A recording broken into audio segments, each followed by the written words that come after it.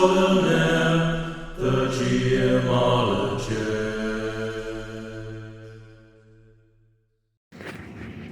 Well, hello and welcome to the GMologist Presents. You might not have guessed that I'm not the GMologist. As a matter of fact, I've never GM'd a game. I'm really good at strategically trying to figure out how to go around a problem and find 4 different ways to solve it. That way, if there's trouble, I can get out. But anyways, that's a story for another day. Today, it's all about family. Yeah, that's right, family. So here's a question for you to think about.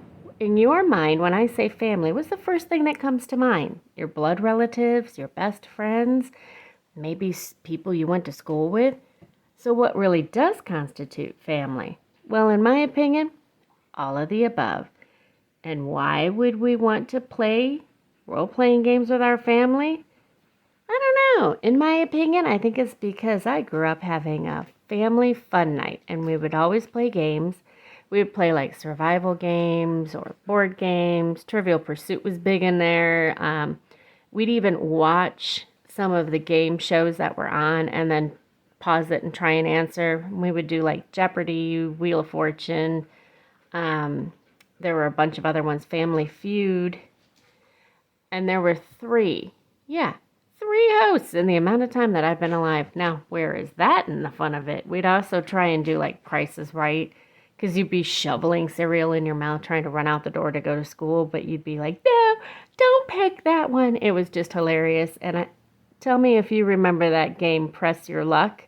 And they'd sit there with the ball going around the outside and like, okay, big numbers, no whammies. And we all were rooting for the whammies because they were super cute. Yeah, okay, so that's a story for another time. Back to the topic at hand, family.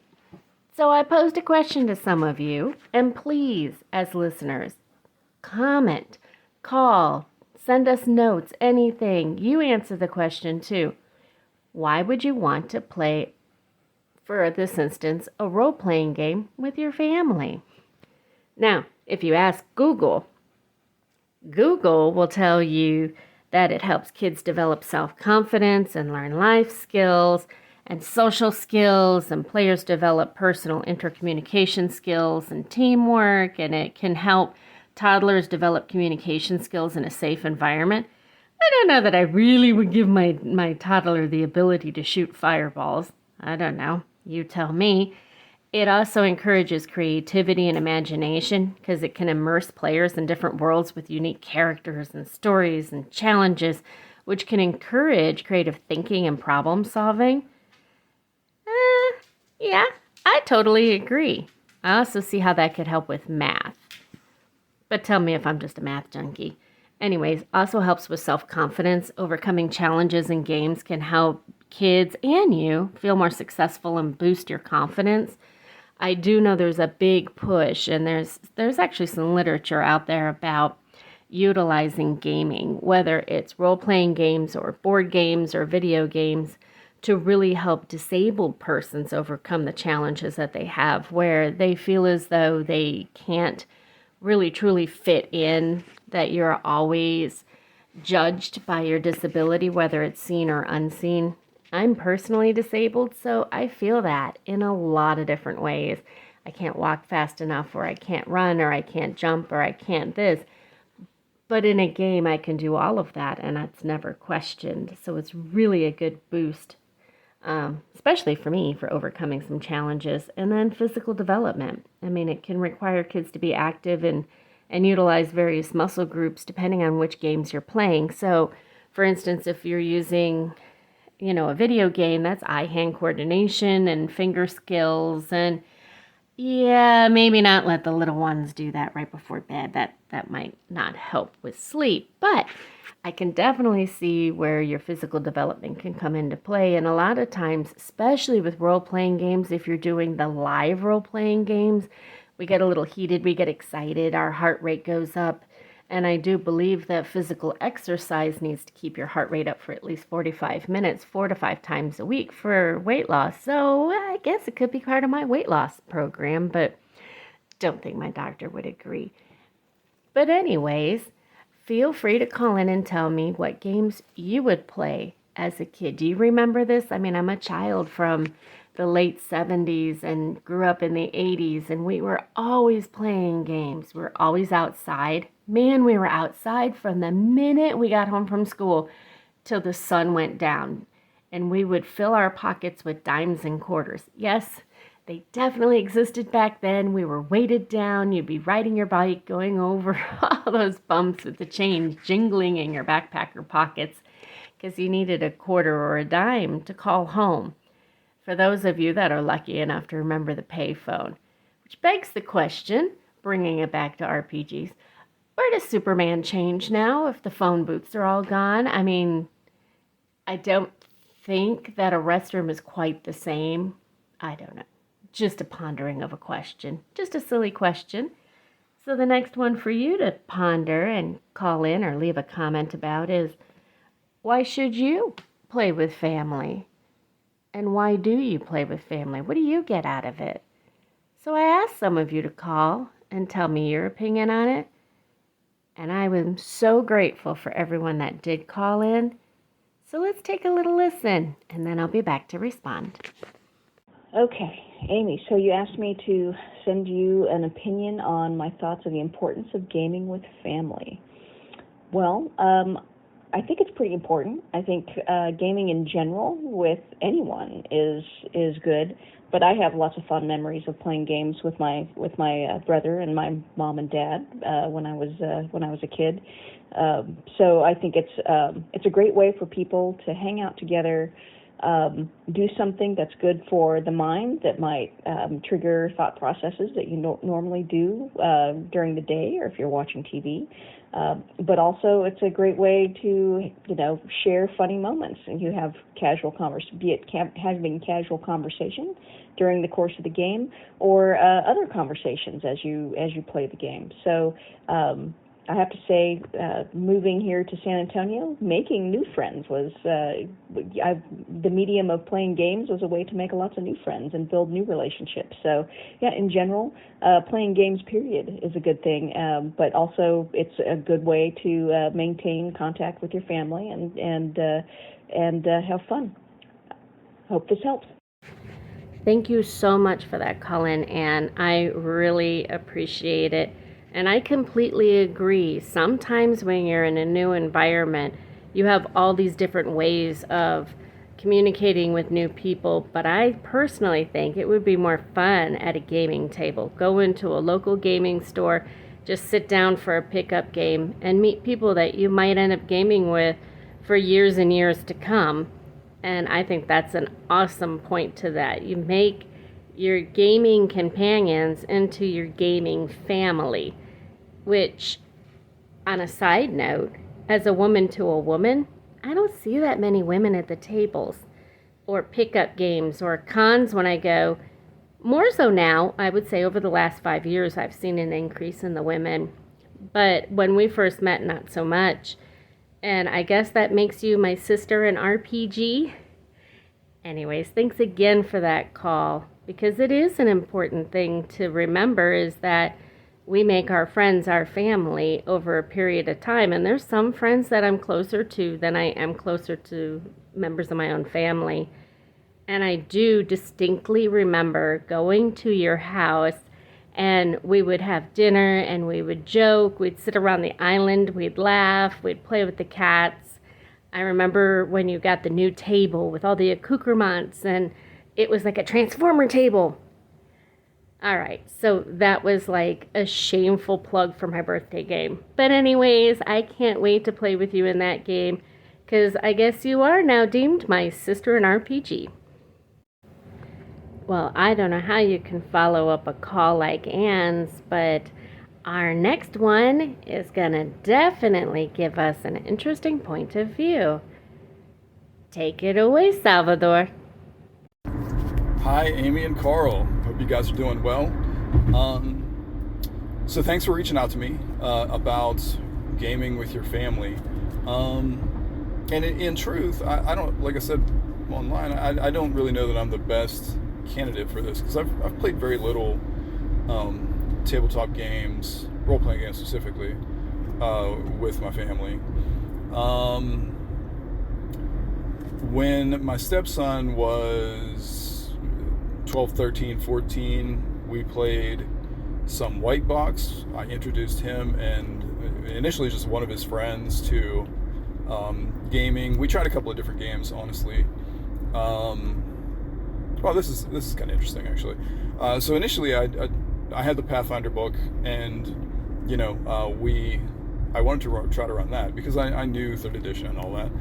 Showed him that book, and the sheer size and density of the book, regardless of all the cool pictures in it, totally shut him down.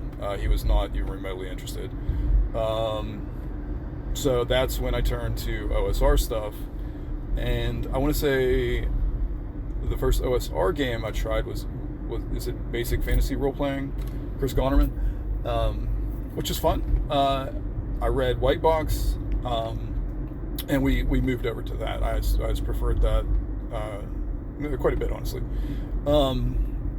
So yeah, I ran, like I said, initially just Liam and like one of his friends, and then we had 2 of his friends, and then we had like the crew. I actually ran them through, oh man, it was Rats in the Walls, actually, plus some other, kind of like add-ons to my own making. And I connected Rats in the Walls for Hyperborea with Secrets of the Old City, I think, for delving deeper. And they, it was mostly just dungeon crawling and a little bit of role playing here and there. They quite enjoyed the strategy of it and whatnot. But I mean, within a year or so of having the whole group together, I was out as GM. My stepson stepped in and took over, and I mean, he's been, he took over like that was it. I haven't lately. I mean, he's an adult now, and he has a million hobbies, so they haven't been playing much. They've all kind of gone their separate ways with school and everything. But it's still there. I would actually like to get him and my nephew. I played with my nephew maybe once. I think we played like a Marvel thing that it didn't go far because he was just visiting for a few days, what have you.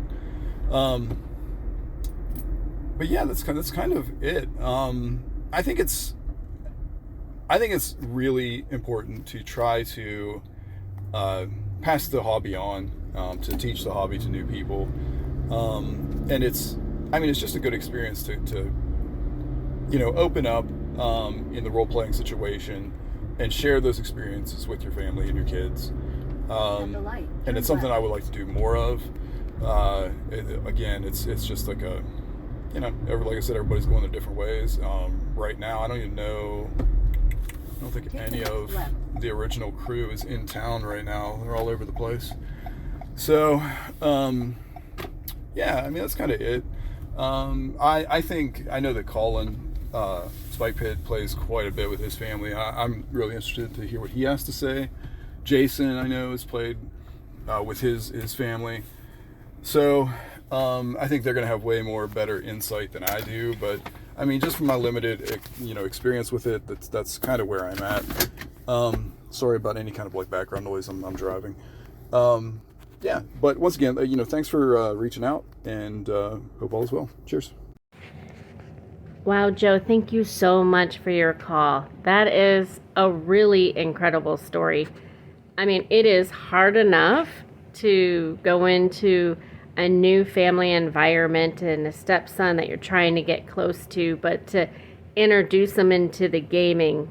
And I remember those books being pretty big. My brother, I believe, had one of the original D&Ds from the 70s. Not like the very first one. At least I don't think it was the very first one. And I remember those books were kind of thick. And I'm like, how am I supposed to go to school and read all of that and then figure out what I'm going to play? And truth be told, my brother was my first GM. I don't think he even plays anymore. Not certain. I'd have to ask him. But he's got girls of his own that he could get them into it. But circling back to your response, I think that's incredible that you've got your stepson into gaming, and so much so that he took over the campaign from you. If that's not a testament to a good teacher, I don't know what is, because flattery really honestly can be seen through somebody wanting so hard to be like you that they become something like you. And that's how I see that relationship playing out between you and your stepson. I think that's incredible. And the fact that you're even writing your own games and game system, and I bet your stepson would love to host some of those games at the house or any number of things. I think you might have started him out the right way, and I am so looking forward to Reaver getting published and your Kickstarter coming out soon. Anyway, shameless plug for you, Salvador. But I really appreciate you calling in, and let's see who's up next. Hello, I'm channeling my inner Joe Youngers. Hey Carl, it's Joe. Not one of the podcaster Joes, just a guy who games with you. I thought that I'd offer up some thoughts on why I game, and why I game with family. For me, at its most basic level, gaming is how I have fun. I have fun with my family. It allows me to socialize, to use my problem-solving skills, to engage a persona other than my own, to speak in goofy voices, and to manage mischief with my friends, who are also family, in the gaming realm, and to meet new people and that have a common shared interest. But mostly to have fun. If I wasn't having fun, I wouldn't stick around. Thanks for being fun, Carl. Well, thank you, Joe, for your comment into our podcast. I completely agree. It is a lot of fun to just lose yourself in another character and a different voice and a different persona and, quite honestly, a different reality than what we're living sometimes. That's an escape for me as well. And in a way, it's also a time, even if it's my friends, to spend time with what I consider my family, even if it's a social family, and to be able to venture out to cons like you did just recently. It's like going to a family reunion almost. You see some of the same people, you meet new people, it's expanding your social circle, and that's a really incredible point. Thank you so much again, Joe, for participating and for your write-in. I hope you're feeling so much better soon because, oh my goodness, a con cold is the worst.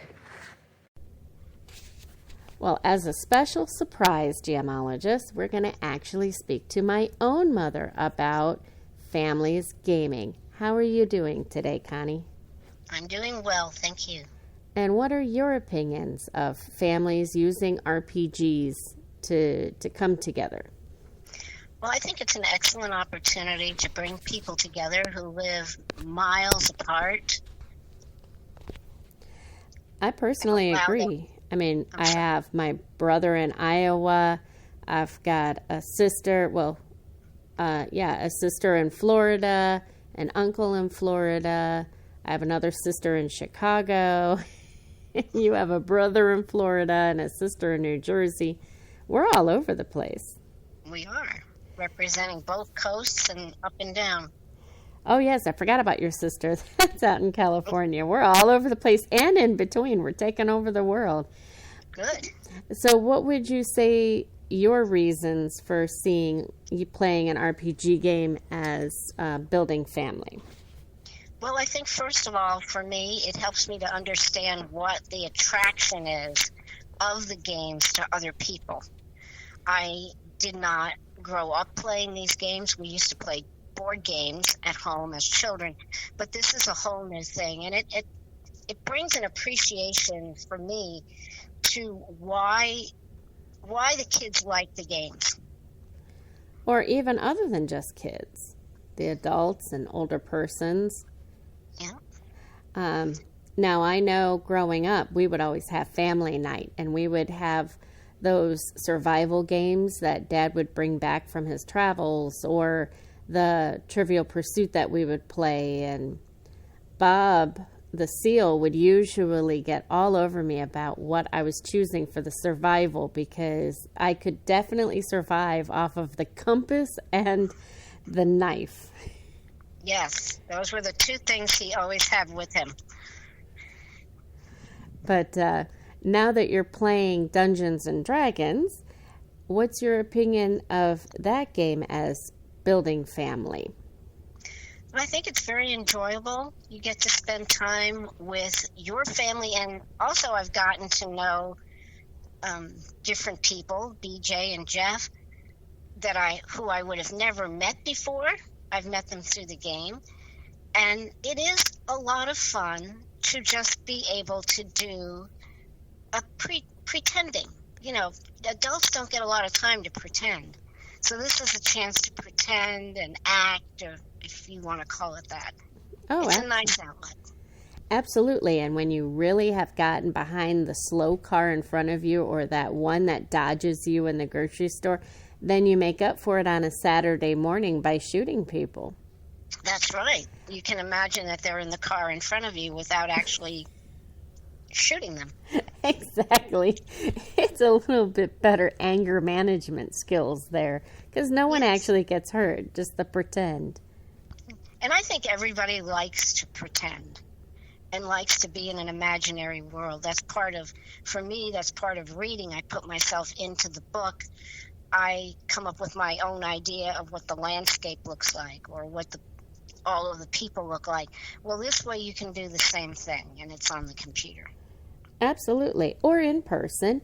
Now, for me, I like playing role-playing games that have an underlying story behind them, and we have an underlying story in our D&D game. Would you say that also is something that attracts you to it? Yes, I think it's interesting. I've learned all kinds of things that cats can do. It's not technically a cat. Yes, kind of like a cat. I've also learned that you have to understand that when you use a definition, for example, my character is a cleric, but you're not talking about a cleric as what most people would think, like a priest or a nun or someone like that. This is very different. So you have to put aside a preconceived notion of what you define that person as and just kind of go with it and enjoy the game. And I definitely enjoy the game. And what would you say your number one advice to older persons wanting to get involved in role-playing games is? I think you should start with something pretty simple. It's a very new technology. It's a very different way of looking at things. Explain to them maybe it's like having a board game that has now come alive. It's right there on the screen. And you're able to participate in it. It's kind of like watching a movie, but you're in it. It's a lot of fun. And that's a different way to do things, but it can be fun. Oh, I think it's a lot of fun. Now, if you remember all the way back to my childhood when Leah and I would play Dungeons and Dragons, and in the 80s we all had that satanic panic thing going on about, yes. Dungeons and Dragons is from the devil. What would you say to people your age that were parents at that point in time about it? Do you think that maybe it was just born out of the fact that they didn't understand it, or do you think that there was something else from it? Well, I think it's an underlying fear, first of all, something that we do not know and we do not understand. I know when y'all were growing up, Halloween also took on that. But Halloween can be fun for kids, or you can give in to the darker side of it. And if you're playing a game where there's a lot of darkness and everything, yes, I can understand where that would be a problem. But I think if you keep it rather lighthearted and just fun, anything can be misused. Absolutely. Especially in this world. Yes. And usually is. Oh, absolutely. And would you say that through the role-playing games, if you're getting together, weekly or monthly, that your friendships with other players could blossom into almost a relationship like a family? I think it could. I mean, you're starting to interact with people like Jeff and and BJ, I would never have had a chance to meet them. There wouldn't be a reason. But they're really neat people. It's fun, and you can learn a lot. They have a much deeper understanding and experience with the games, and yet they're very patient with a complete newcomer. Absolutely. So what would your advice to those people, maybe older persons that are looking for something to get into that will distract their mind, or as Grandma used to say, doing the crossword puzzle a day, then she doesn't have to eat the apple because she would keep her brain active. Would you encourage the older persons that maybe are in a situation where they're possibly in assisted living or something like that to get involved, maybe have some, GMs come in and run games for them? I think it would probably be fun. I mean, you want to stimulate the brain as much as you possibly can. And for some people, doing crossword puzzles or playing checkers or something is great, and they enjoy that. But there is constant movement here, and I think it would attract people's attention. Actually, I think instead of bingo, maybe they should try this once in a while in assisted living and see if the people enjoy it. After all, we all have an inner child. We sometimes just push it down. Absolutely, and I think it would be important because I always hear stories about how families talk about, oh, you're going to put me in a nursing home or assisted living and I'll never see people again. And I think this would give them an opportunity to bond with some of the younger people and maybe create a friendship that deepens into almost a family unit. I think it would, and if younger people would go in and help, because the technology part of it is tricky. But if younger people were there and saying, okay, this is how you do it, and it doesn't even need to be a member of their own family, just a younger person. And that would bring other people into their lives. And here's somebody younger than they are taking interest, communicating with them. They can depend on them, on someone being there once a month or once a week, however they set it up. Mm-hmm. And I think it would be a great mental exercise for them. Absolutely. And I don't know that you've experienced it yet, but RPGs, so role-playing games, can also be pen and paper. So you sit down at a table with the dice, all the different dice, the D100s, the D50s, the D20s, the 12s, the 10s, the 6s. There's even a D2. Did you know that? There's a D2. I didn't. I've had enough trouble. I'm real good with the D20. You are? Which one that is. You know which one that is. And you know not to roll a 1. Right. And it's been the switch over between having the physical die in my hand and doing it on the computer. So that's different. I think older people might be more comfortable with the physical die because, after all, they did play dice and they do have a relationship with that. That might be a good transition. Although you never know. Just because you're older doesn't mean that you don't want to try something new. I don't know. Are you telling me that you can teach old dogs new tricks?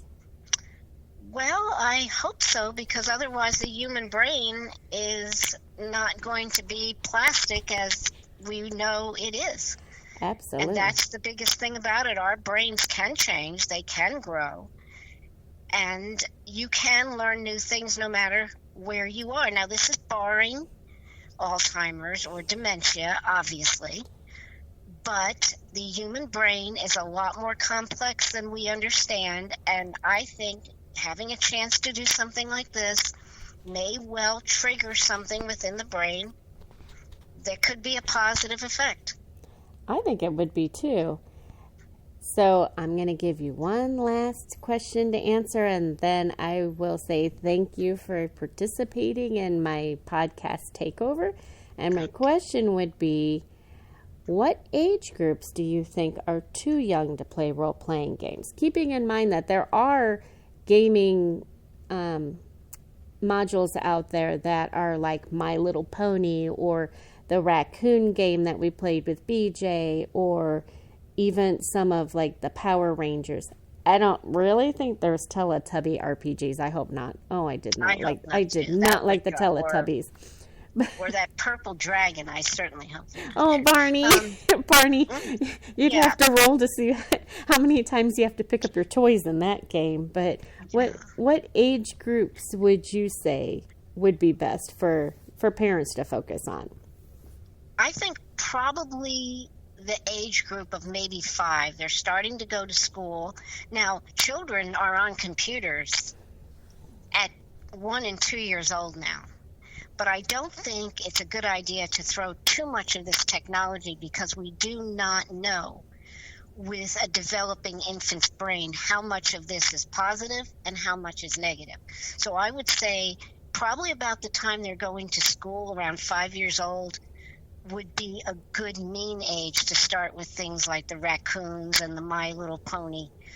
I'm not a fan of kids playing games with a lot of shooting and stuff. I think it confuses them about the fact that when someone gets shot, they actually can die.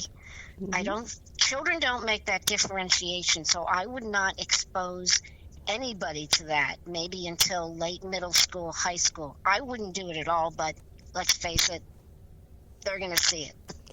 Absolutely. Well, thank you so much for being willing to be a part of my podcast, Hijacking, and I look forward to us hitting those dice again pretty soon. Yes, and when I can finally go up and down stairs. Alrighty, well, thank you. Okay, you are welcome. Have a great day. Bye-bye. Bye-bye. Hi, this is Arlen Walker of Live from Pelham's Wasteland, and I was asked to say something about gaming with family. So I ran RPGs for my family for a couple of sessions. We played every week, every other week for a little while. I don't think any of my family, they're definitely not particularly serious gamers. Definitely did not have a particularly strong background in all of the games that many of us like to play, but they were good sports about it, and we all had lots of fun. And nowadays we, I think, more often play board games or card games or things like that don't necessarily have the same level of flexibility, the same kind of openness of gameplay as RPGs, but that's plenty fun. So yeah, anyway, and it's always nice. I think it's a nice thing.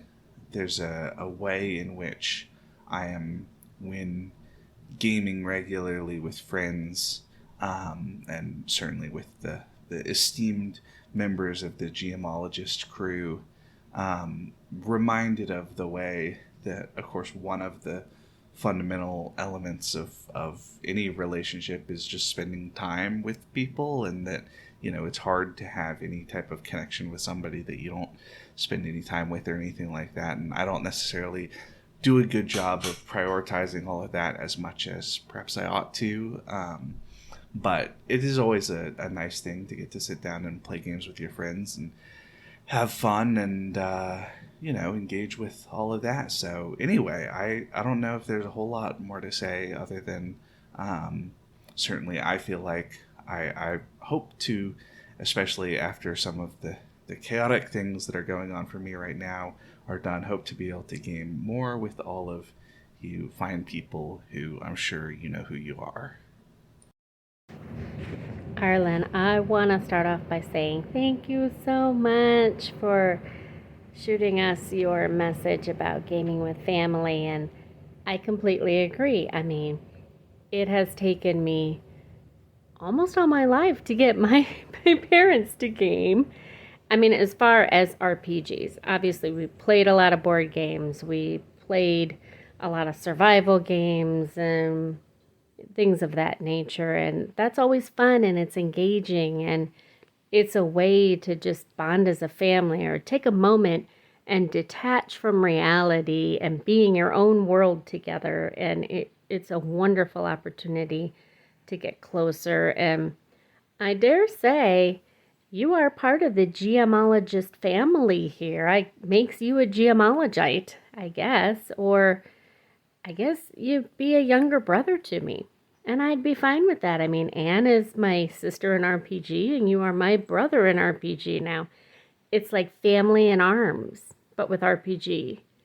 But I also know, and we've played these at Anne's house before, there are RPGs that actually have a board game equivalent to it. And those are a lot of fun to play and maybe could be a good segue between, RPG and board game with your families. Maybe get them a little bit more involved. I think that'd be great. Anne will have to call in and tell us about all of them. I know there's a Call of Cthulhu one. I want to say that there's a couple of them that go tandem with some of the Savage Worlds and possibly Renegade. But you guys will have to call in and tell me about that. Because I'm not as keen on those as Carl is. But I truly do appreciate gaming with you. And I look forward to all of my games with our friends. And I do believe that in many cases, friends become more than just a friend and a family, especially if you game with them week in and week out, or every couple of weeks, or in some cases every day, I guess. If you're at a gaming con, you're with them every day. And I think the rule is if you do the same thing, for a repetitive action, it becomes a habit, and a habit of gaming, I think, creates a family. But you can tell me if I'm wrong. But then again, I really appreciate it. Thanks again, Arland, and I look forward to gaming with you next time. Hey, Carl. I've been asked to drop you a message by your wife, Amy, so here I go. We're going to talk a little bit about playing with family. I think it's fun to play with family. I think that's a good playing role-playing games with family. If everybody wants to play, I think is a great activity. I mean, it's always a great social activity, and any kind of games with family can be good. But I think particularly with role-playing games, because it's a cooperative game, there's no winner or loser. Even when the GM has to present scenarios for the players to solve, if you're doing your job as a GM, people should understand you're not the adversary. You're just kind of setting up challenges for everybody else to figure out how to overcome. And even as a GM, you're helping them doing it because you provide them information to help them understand what they're looking at and what the problem is and what options they have. So you can present challenges for the players as the GM and still root for them and not be the adversary, right? So we talk about that all the time. So I think that makes role-playing games a very ideal activity for families. I think if you've got kids, it helps. It's a good exercise in an imagination. But even if, everybody in the family is grown up, it's still a good social activity where everybody get together and have fun. So I think it definitely lends itself to family recreational activity. I really wish more people in my family would get into it. I mean, I kind of always stand ready. I've got tons of stuff on the shelf if they want to come over. And in the digital age, I have tons of stuff on my, in my pocket on my phone where, on a fly, I could run a simple game just off my mobile phone with some, pen and paper if everybody just wanted to sit down at the table and do it. But, sometimes I wish more of them would take me up. I do it when I have got to play with family. I have a cousin that I grew up with that, we haven't played in a while because he didn't live nearby and he's pretty busy. But he's played in some of my online games in the past. And I've been playing with my son a lot lately, and he got to join you and me and Amy for our Tales of the Valiant last week, and I think he's going to try to stick with it if he has time. So, yeah, gaming with family is a fun activity, and I think it's I've lived long enough, and as a child of the '80s, I'm just amazed to see role-playing games going from this niche hobby that was sort of often targeted inappropriately, as a gateway to Satanism and other kinds of antisocial activity, to just being embarrassing to be a part of as kind of, that's just for nerds. That's not cool. You don't want to do that. To now being, hey, it's okay if that's what your family does. I mean, it's there. There's not, the stigma is not there the way it used to be, and hopefully more people as that lifts will it'll become a family activity. for folks. So anyway, hope you enjoy the message, and it's always fun to talk with you guys, hang out with you guys online, play games. So there you go. Enjoy. Thank you so much, BJ, for giving us the call and talking to us about what it's like to game with family. And I completely remember the satanic panic that went on in the 80s, and it literally had parents telling kids, don't do that, and, take the record and play it backwards for, I guess the message from Satan, and talking about heavy metal and how they're biting chickens' heads off. And I'm sure Ozzy Osbourne did that or something like it. I mean, I liked Alice Cooper and all the rest, Marilyn Manson and the rest of them. I'm pretty certain my parents were not into me listening to it, but they didn't stop me from it, and they certainly didn't stop us from playing the role-playing games. And I do see it as something that started as for nerds only, which you'll see in several of the TV shows that have done that recently, and now it's kind of come full circle where it's not a nerd activity anymore. It's a family activity, showing that you can use your imagination and everything for not just playing a board game or a video game, but face-to-face or on one of the VTTs out there. And it's a lot of fun, and it's a great way to get people involved. And I think a lot of it is, as a society, we don't spend as much time with our family and these intimate ideas anymore. And this gives us a chance to get an idea of what is going on in their life, and it does. I mean, when we play with Cynthia and Zach, or even when my mom plays, which is a lot of fun, I see a totally different side of them. I mean, Cynthia is very mathematically minded, and she's very meticulous and calculated in what she does. So to see her being so silly and wearing a white suit playing Walking Dead just cracks me up. And when I see Zach playing on the video games and, GMing and making up these crazy characters for us to try out in Dungeons and Dragons, the game you play with us, it always cracks me up, because sometimes you've got to fail to succeed. And I think that's what he's trying to do with some of these characters he's creating. And, I completely agree. And it was so much fun to play with your son. And I don't know if you're like me. Wow, you watch them grow up way too quickly, and they mature into these adults, and you're like, where did that come from? Because you're remembering all the little things when they were little. And I mean, I remember Cynthia folding her peanut butter and jelly sandwiches in half and eating the middle out because she didn't want to mess up the bread because it was so pretty, but she just didn't want to eat it. And, those naive days, the naivety, I can't even say that word.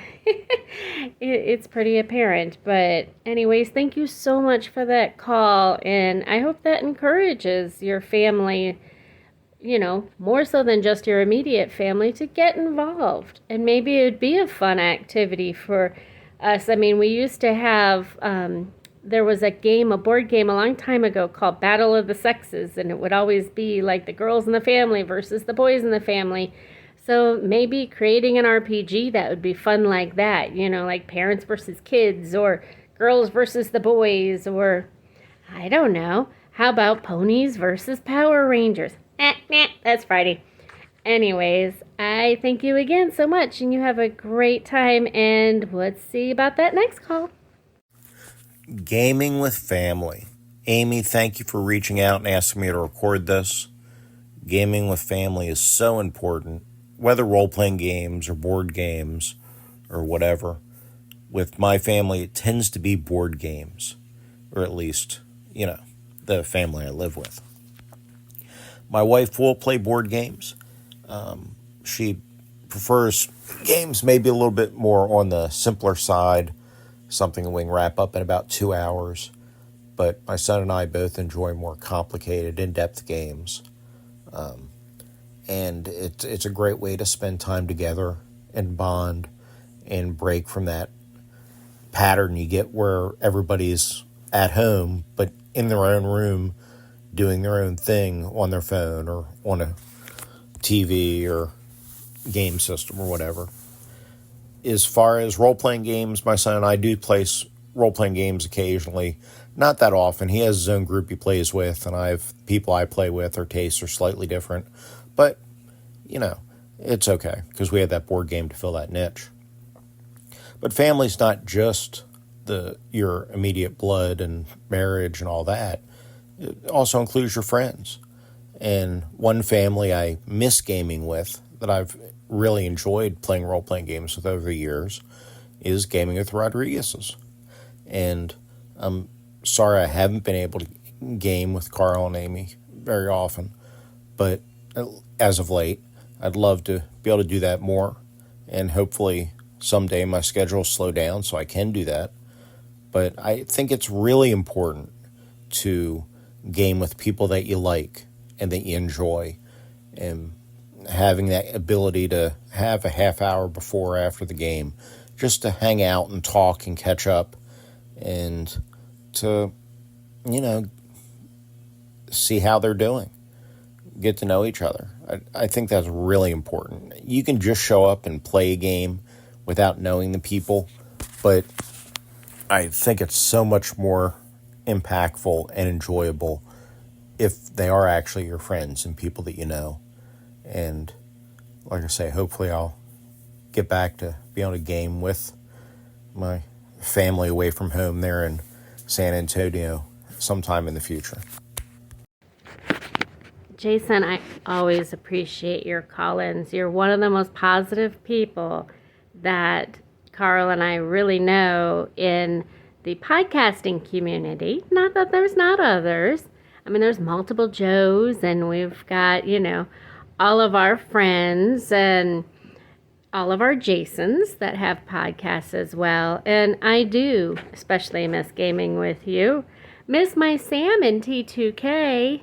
You won't believe what mischief we've gotten him into. Actually, he just kind of is hanging out in the back. But I think I found him another airplane to fly around. So, we're going to get him back in there. He's going to train the Free Krakow Coalition's Air Force for us. But getting back to playing games with family, I absolutely believe that it is a segue to having a stronger bond, not just with your family members, but friends that are so strong that they are family, regardless of where they live. I mean, we play the RPGs online all over the world with different players, and you feel that bond with them. So you feel like, oh, I could go to England and I could see my friends there, or I could go wherever.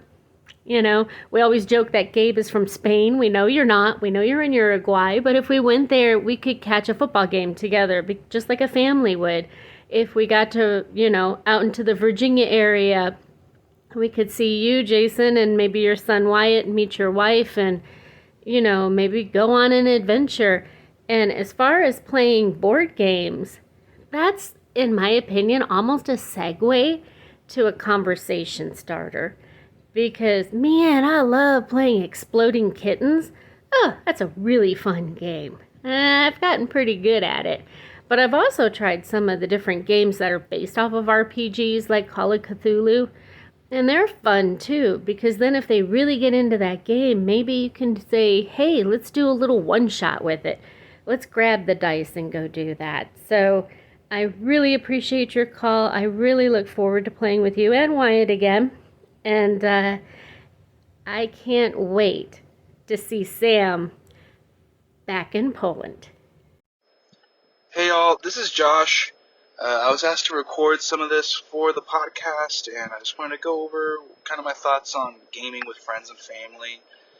Some of my earliest memories are about gaming, playing Uno at the dinner table with friends and family, and gathering together and building those bonds. It's just a truly wonderful feeling when you have these relationships with people. Just this past weekend on Saturday, I was playing some games with friends. We were playtesting some stuff, and it was awesome. It felt truly like, we're all coming together, we're playing the game and have this camaraderie. and then we're working all around it too, talking about what we could have done differently, what we could do for this thing or that thing, and it just really brings me a feeling of joy. I feel really close with my friends. It's just this special moment you get to share with your loved ones.